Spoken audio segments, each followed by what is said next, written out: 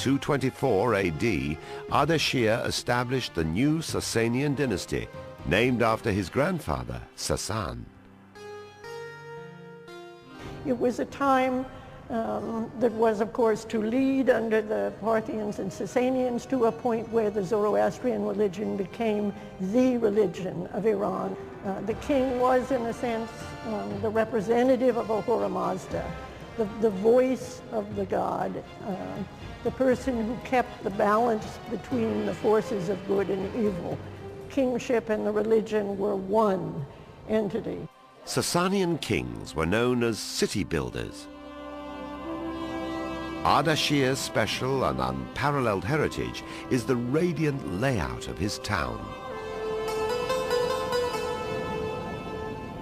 Ardashir Hooray, or the glory of Ardashir, which spreads beyond the city wall and all over the plain like the 20 spokes of a gigantic wheel.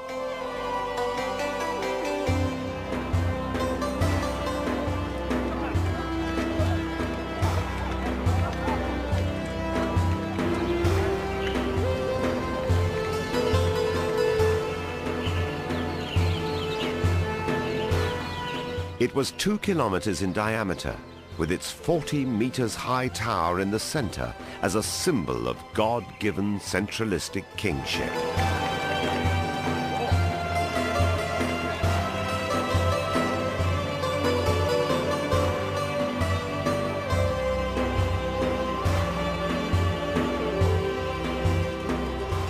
The location of the Sasanian Empire between the Far East and Europe had made it not only the link between East and West, but according to J. Darmesteter, as the spiritual bridge for humanity and a crossroad of civilizations. Through this crossroad, Iranian works of art reached the far corners of the known world.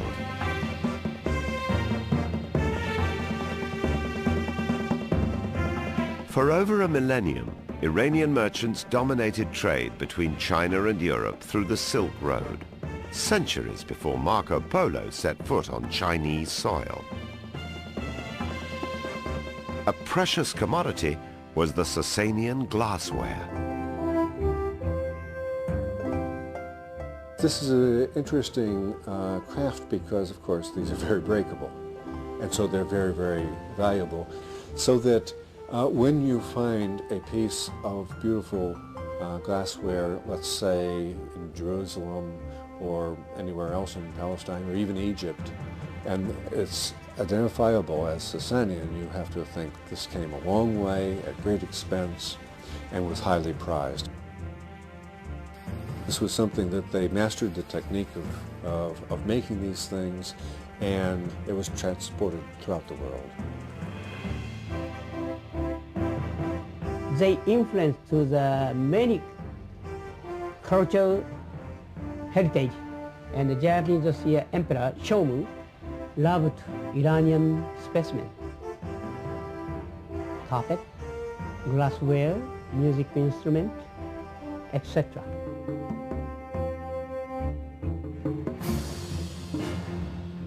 This marvelous Sasanian glass tray, now at the Bibliothèque Nationale de France, depicts the Sasanian king, Anushirvan.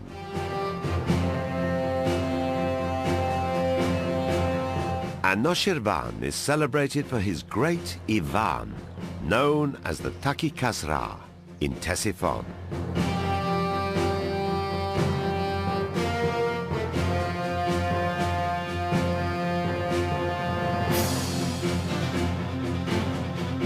This great Ivan was originally about 50 meters in length, 26 meters in width, and 37 meters in height to the top of the vault.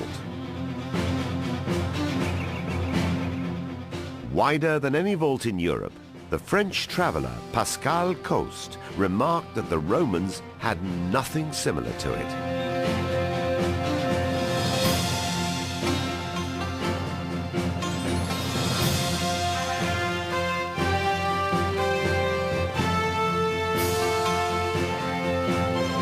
The Sasanian period was a high point for luxurious life in antiquity.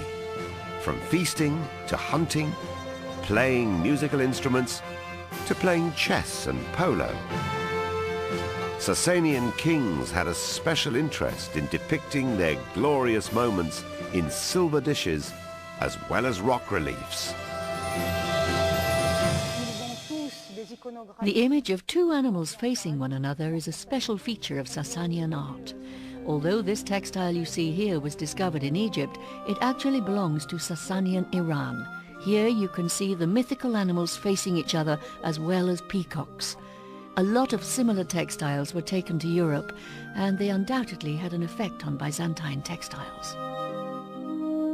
The influence of Sasanian motifs can be seen on the external wall of the 12th century AD church of Saint-Étienne in Beauvais, France, and on the textiles from Italy, Spain, and even remote places in the Far East, such as Japan.